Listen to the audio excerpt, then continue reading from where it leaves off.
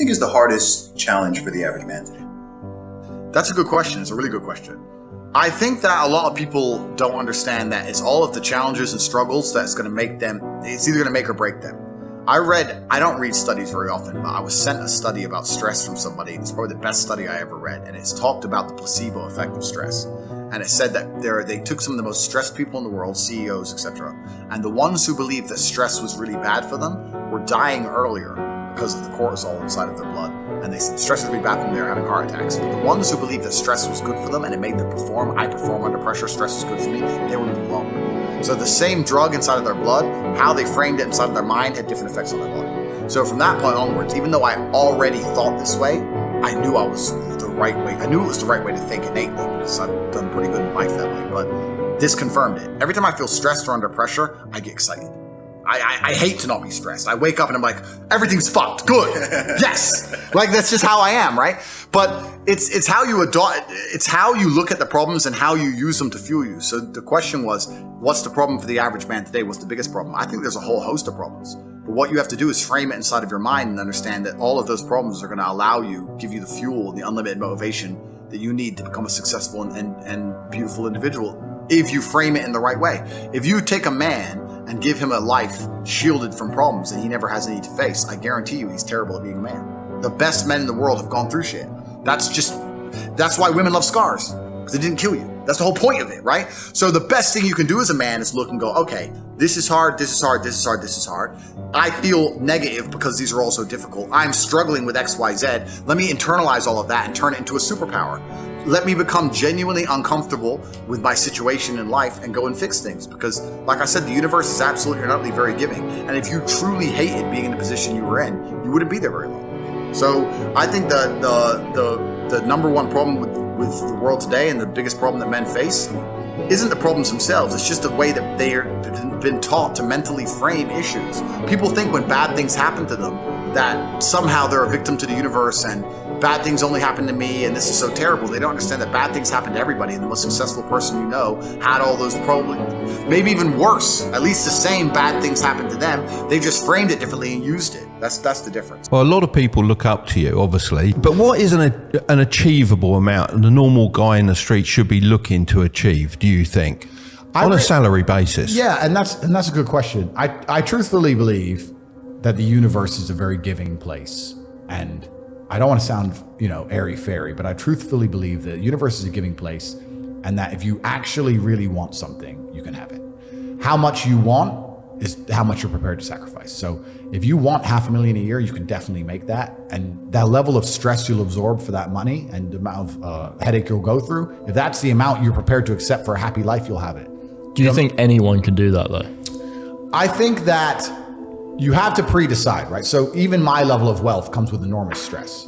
Governments are after me. Like most people are not mentally prepared for the bullshit I go through.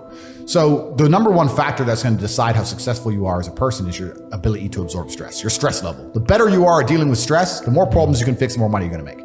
So you have to decide where on that scale, because you could just be homeless and have no stress.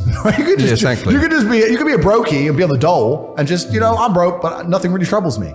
So you have to decide on that level where you want, how much stress you can possibly absorb as a man. And then if you truly want that level, you're going to get it. I believe any man can make anything they want, depending.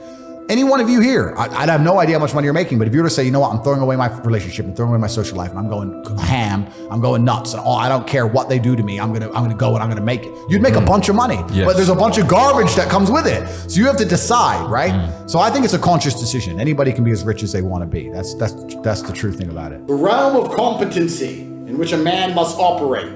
Aiden, you must operate inside of a realm of absolute competency.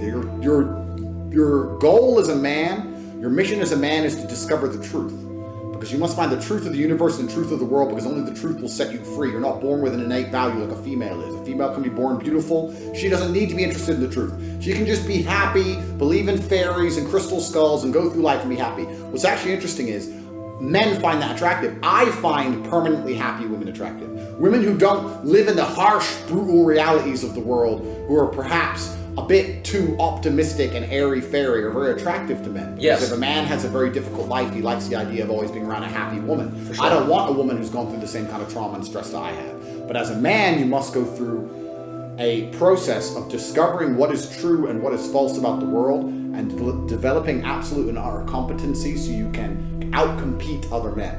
Life is a competition. All of this is a competition. We are constantly competing against each other, and men are in constant competition. This is why there's been endless wars since the beginning of human time. You do not understand. Yes, I do. No, you don't understand. Yes, I do. The Aztecs were at war with somebody. The Mao dynasty was at war with somebody. There was endless wars in the savannah before we were even born. The Mongols were sieging Vienna. There has been endless war, constant competition. And that has been forgotten. Okay, fine. I So understand. you have to outcompete every other man for everything you have ever wanted. That's fine. No, it's not fine. Social media and the world as a whole is now setting unrealistic goals for people, whether they like it or not. Because it's everyone's airbrush lifestyle. Completely. It's very hard now to be a man in the world and not have unrealistic expectations. If you're anywhere on the internet, you're seeing a whole bunch of crypto 19-year-olds pushing fucking cars and doing all this shit. So yeah, your expectations are gonna be ridiculously high. So I think people who get demotivated because they don't quite hit where they want to get just need to be more realistic about it. And like I said, you need to get a piece of paper or understand on a scale of 1 to 10 and say, how stressed do I want to be? How much pressure do I want to feel like I'm under? How much can I take? And be honest with yourself. I know I can handle it. I'm a professional. I've had 87 professional world champion fights. I've been there. I've been in the dressing room about to go fight a dude who just killed his last opponent. Like, I understand pressure. Most people don't. So you have to sit and go, how much pressure can I really take between 1 and 10? Well, let's say it's a 6 or a 7. Okay. And then you have to work out an income that reflects that, and that should be your goal, and be happy with it. People sit there and go, yeah, I want to be as rich as Tate. Let me talk to you. Most of you, the reason you're not here is because you couldn't do it. I could hand my life over to a bunch of people, even as it is completed. And they couldn't do it. They couldn't live it. They couldn't live it. They just fucking Is had that panic because attacks. they want that safety net as well? Do you think that's an aspect that allows you to push to the level you have? Well, there's equal and opposite forces in the world. Everybody wants to glitz and glamour. Nobody wants equal and opposite force. Like, there's no such thing as, yeah, okay, there's a whole bunch of good with the fame, there's a whole bunch of bad with the fame, there's a whole bunch of good with the money, there's a whole bunch of bad with the money. So that's how it goes. I wanted this life. This is exactly what I want. It makes me happy. But there's a whole bunch of people who would not be happy in my position just because of the amount of pressure they're under. In my last cancellation, we had press trying to find my mother, family members doxxed. My last 20 ex-girlfriends called and offered a bribe, effectively 100,000 pounds to do a negative story on me. None of them turned. Bank accounts frozen, travel bans, all my social media is deleted. All over the news, national news, I'm evil. Press releases in the schools saying that I'm bad for young men and I'm misogynistic. Like, most people are not prepared for that level of pressure. I slept fine. Most people would be like, whoa, there are death threats. Like, most people can't handle that. I can handle it fine. Most can't. You have to decide what you want to deal with. So when you're setting your expectations, it shouldn't just be about how much money you want to make. It's truly about how stressed and how much pressure do I want to be under. I actually enjoy it. I'm a warrior. I'd be bored in the other way. I want people coming for me. That's what I want. But if you don't want that, then don't build a life that does that. It's actually amazing to me, and I'll say this because I think the number one thing that plagues humanity nowadays, especially amongst young men, is laziness. A lot of people come to me and say, how do I become successful? And I say, you're lazy. And they say, I'm not lazy. You are fucking lazy. Everybody is monumentally lazy. Nobody understands what genuine work ethic and ethos is. And for me, it's hard to understand because I struggle to not work. I struggle to sleep. I struggle to relax. I can't sit and watch Netflix. I can't sit and play video games. I can't do the dumb shit everyone does. All I can do is conquer Earth. I can't even turn my brain off long enough to become unconscious. So it's very difficult for me to understand people who sit there and go, yeah, I want to be successful, but I can't find the motivation. Why I think I fight. Do I enjoy it? No. Do I enjoy training? No. Do I enjoy cutting weight? No. Am I nervous? Yes. Do I think to myself, what am I doing? Yes. Completely. Unfortunately, it's one of those things you're either born with or you're not. And the only way I can explain it to try and make it make any sense is that if I'm not doing something which is either extremely difficult or extremely stressful, I'm in a perpetual state of crippling boredom. I can't explain it. I see other people live their lives and they're like, oh, I can't wait for the weekend because I want to watch this movie. I think, who cares about a movie?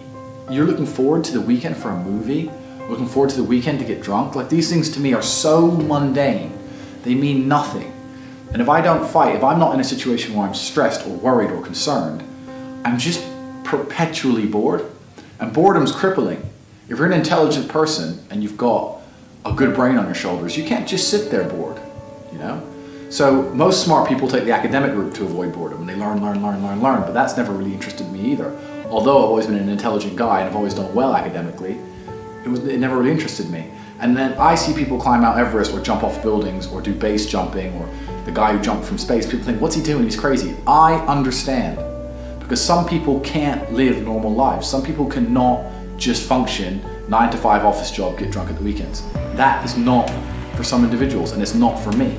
So I have to find something which keeps me physically tired enough to stop me going AWOL, and mentally tired enough. And I've chosen fighting, because without this, when I'm not in training, I wake up every day and think, okay, what am I gonna do today?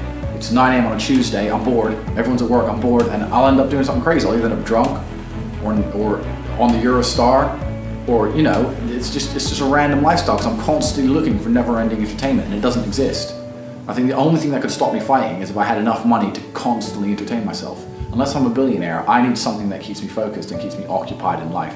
With fighting, I have to train twice a day, and I have to train hard, and the stress it brings in every aspect can replace fun, and my mind is occupied. It occupies me. It's the only way I can try and explain it. It occupies me. Out of all like the successful people, most successful people in the world, would you say that all of them have like something in common in the sense of like some sort of hardship in their life? It's not. Well, yeah, I mean, trauma is extremely important. And this actually goes back into answering the first part of your question, which is interesting. There's a study I read about stress, and it was saying that stress has a placebo effect attached to it, because the placebo effect is extremely powerful. So they found some of the most stressed people in the world, and they split them into 2 groups. And they're all equally stressed. They all have a bunch of cortisol in their blood. Yeah. The people who believed that stress was bad for you and that stress can hurt you, and they believed those media articles, were dying earlier. They were having heart attacks and they're having stress-related illnesses. The people who believed the opposite, who just said, stress is part of being successful. I like stress. When I feel stressed, I do my best. It makes me anxious. It turns my brain on. I like being stressed.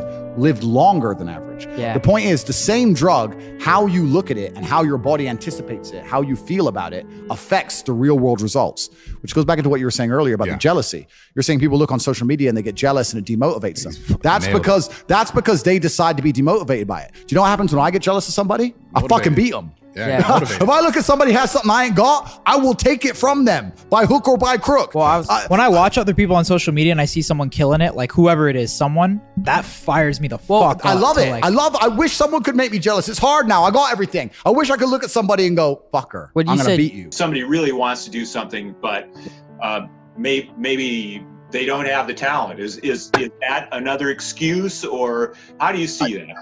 Talent certainly helps, but I'm telling you, it doesn't matter whether it's golf, it doesn't matter whether it's kickboxing, it doesn't matter whether it's chess, anything else. 95% of it's hard work. There is no talent without hard work. You can't realize talent without hard work. Because even if you're going to argue that I'm more talented than someone else, that's fine, but we have to have both done the same hard work to realize that. If I've done no hard work and this guy's trained for 10 years, then that's talent, you know? So talent is a slight edge after the years of hard work. So people say this to me a lot. Like people go, "Oh, Tate, you have money because you're lucky. You're a fighter." I'm like, lucky? I'm a fighter. That's an easy job. You think I'm lucky? I'm a fighter. You think getting up and running and training and breaking bones and literally risking my life and losing 10 kilos in a week and all this bullshit thing is easy? Like people don't like connect. Like, oh yeah, but you're talented. I say, how would I know I'm talented unless I fucking trained for all these years? You don't know these things. So absolutely, I think. The difference between those who are truly successful in something and those who aren't, a lot of it's down to just the basics of having your life in order. Like I know one of my biggest assets is my brother. I'm very lucky to have my brother. Me and my brother are closer even than twin brothers are. We work together, we live together, we train together, we share a bank account, we'll never live apart. Like and I was always lucky to have someone like that because I always had that masculine energy around me to keep me focused on the right things. Like if I split up with a girlfriend or something, nothing could distract me from my mission. You know, me and my bro, we were always getting stuff done. So I was lucky. But in general, a lot of it's down to just who you surround yourself with, how you view your life and your priorities and your relationships and stuff. You know, the number one thing I've seen from a lot of fighters who fall off is just shitty girlfriends, man. I've seen some amazingly talented dudes just lose careers because their girlfriend's an idiot. And she's giving him stress and he's trying to keep the relationship working and da-da-da. This is sometimes I say things about girls and women and stuff and things on Twitter, but I've seen it. I've seen probably the number one thing I'd say that ruins fight careers especially can be a toxic relationship because the stress you're under, you're in a very masculine environment, it's very testosterone fueled, then you're under huge stress for your upcoming fight, and then your girlfriend wants attention too, and it can all just spiral down into nothing.